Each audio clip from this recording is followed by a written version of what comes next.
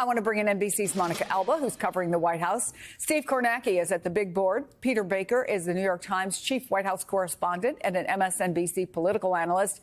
With me in studio, former New York Democratic Congressman Joe Crowley. Good to see all of you. Peter, you report today that people close to Joe Biden believe he has begun to accept the idea he may not be able to win in November. Very carefully worded reporting, as we should all be doing right now. But how do you reconcile that with what we're hearing from his campaign chair just this morning, and then also coupled with Bernie Sanders making yet another very public statement of support? Yeah, look, the campaign, of course, is not going to try to cut off the president's options by suggesting he is anything other than in this race up until the moment he may change his mind. If he does change his mind, obviously, that will make these statements inoperative. But for the moment, he hasn't changed his mind. But what people around him are saying is that he seems to be increasingly accepting that he may need to, right? That he has been shaken by a number of factors. First of all, Nancy Pelosi's private but very insistent conclusion that he may not be able to win in the fall. Secondly, the changing electoral college map that looks like his path to 270 votes needed for victory is increasingly difficult. And lastly, the dry up of money from big donors. A lot of donors are very angry, and they have said they're going to boycott unless he steps aside. So these three factors have shaken him. So while he hasn't made up his mind, a lot of people around him think it's heading in that direction, to the point where even some of his advisors are having the conversation you all are talking about that his family may be having, which is what would it look like if he did decide to drop out? How would they schedule it? What would be the timing for that? What would be a day that would be most beneficial to him? So that's where things stand at the moment, as far as we're told. All right, Congressman, what do you make of these two things? They often seem like they're at odds, but they're obviously not. You have the very strong public denials, person after person after person in the campaign, emails that we're getting from the campaign saying Joe Biden is in this campaign. And then I thought Susan Glasser in the New Yorker put it very well. She said this is becoming the Democratic panic, a coup-like crescendo. What do you know? What do you think? Well, maybe to quote from Patrick Henry, these are the times that try Democratic Democrat souls. I never thought we'd be in this position, quite frankly. The president is the presumptive nominee, and still is. And I see, especially in those frontline districts, those members, I served as the chair of the Democratic caucus. I know many of these members quite well. And it's not about them. It really isn't about them personally. What are they telling you? Well, I'm getting from both sides, people who think we have to stay the course. And the more we do this, the more we damage ourselves with this infighting. And at the same time, you hear from others who really are concerned about not only losing the presidency, but losing any opportunity to win back the House of Representatives and to hold on to the Senate. And that's really important. And again, it's not about them individually. They're not belly aching because they know their seats are difficult to begin with.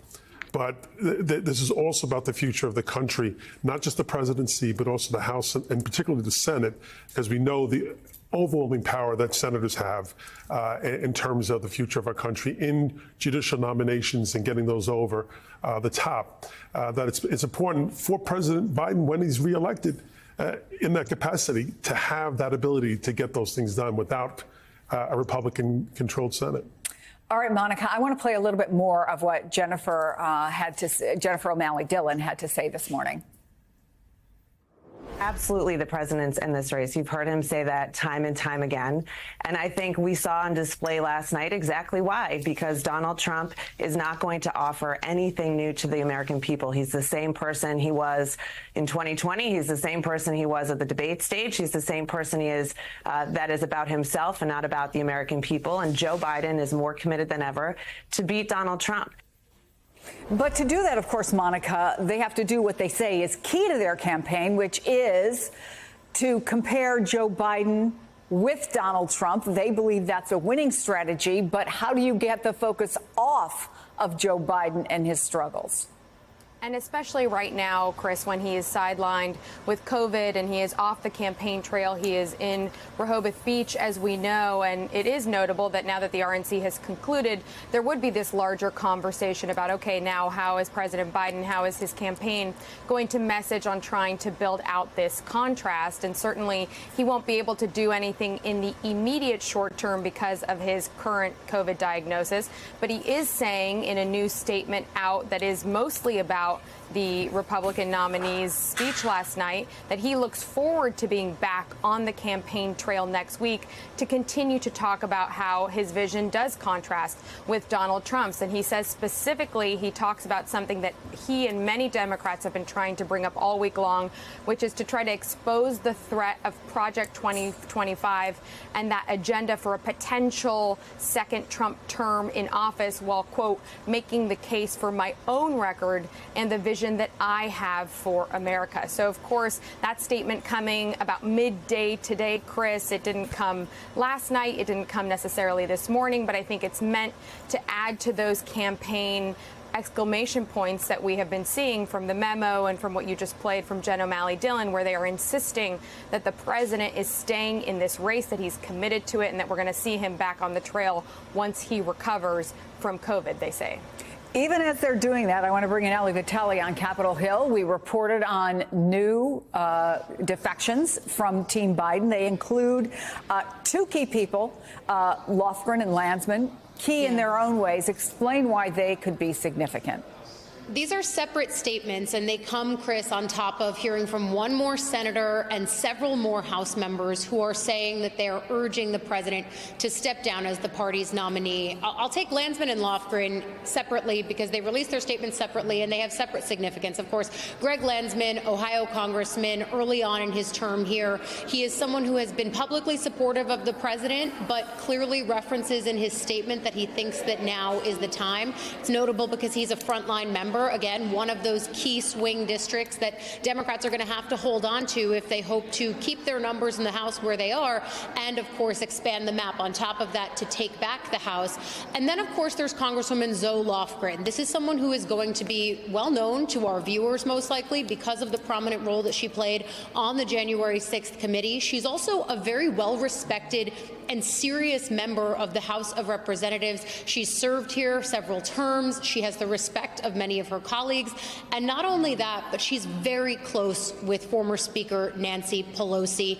Certainly, this is another statement, in addition to Congressman Adam Schiff's the other day, that really is going to turn heads and that people are going to look at as Pelosi sending emissaries out to make clear that there is pressure within the party for Biden to step down and that there are certainly more members behind the scenes who can come forward and continue that pressure campaign. There's one thing that I want to read to you, though, in the letter that Congresswoman Lofgren sent to President Biden. This is dated last night. She references, Chris, the work that she's done on the January 6th committee. She says that she knows from her work there the danger of electing former President Donald Trump to another term in the White House. And she concludes in this letter to the president, simply put, your candidacy is on a trajectory to lose the White House and potentially impact crucial House and Senate races down ballot. It is for these reasons that I urge you to step aside from our party's nomination.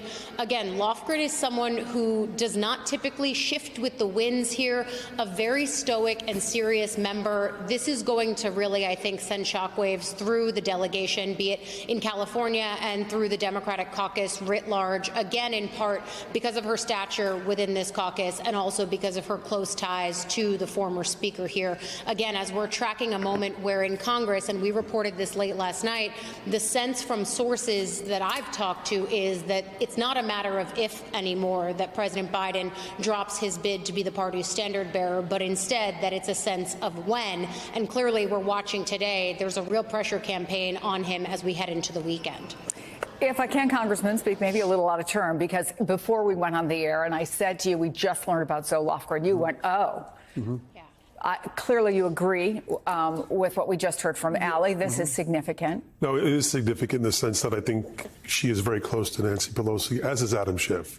What I would say here is that The president cares very much about his country, about our country. He cares more about our country than he does himself. He's a very decent and honorable person. He right now believes he's the only person who can beat Donald Trump. He did it last time. He's the only person who's ever defeated Donald Trump electorally. And I think he really believes that. But one thing I can't emphasize enough, he was a colleague of mine. He's one of the most decent people I've ever known. And he really loves his country. And I think he will always put his country first and not himself, unlike the other guy. Does that make you think he should step aside? Well, I think that's, this is certainly something that's open to debate at this point. I'm for the president. I believe that we're doing an enormous amount of damage to ourselves, even if this process plays out that he's not the presidential candidate. But if he still is, we've done some real good damage here to him, and I think that's unfortunate. Look, this has a ways to play out, apparently. It's unfortunate that he's contracted COVID because it takes him off the platform at this point. Well, more than that, I've heard some people suggest, Congressman, he really has until the convention. It is July 19th. The convention is until August 19th. Can the Democrats really afford to stay in this? Will he or won't he? Will we or won't we support him for the next month? And it's damaging. There's no question about it that this is having an effect in terms of probably the poll numbers we're seeing. They're seeing the recent poll numbers of African-American women have been the most loyal Democratic voters and dropping some 30 points. I think that's something the president will look at and have to question. But the longer this goes out, you're just sending messages to people that are not going to be helpful to this president and, quite frankly, even to our overall pick, whoever that may be, if it's not Joe Biden. Hey there, MSNBC fans. I'm Luke Russert, and be sure to join me, Rachel Maddow, Jen Psaki, Lawrence O'Donnell, Steve Kornacki, Joy Reid, and many more September 7th in Brooklyn, MSNBC Live Democracy 2024. Click on the link for ticket information. We will see you there.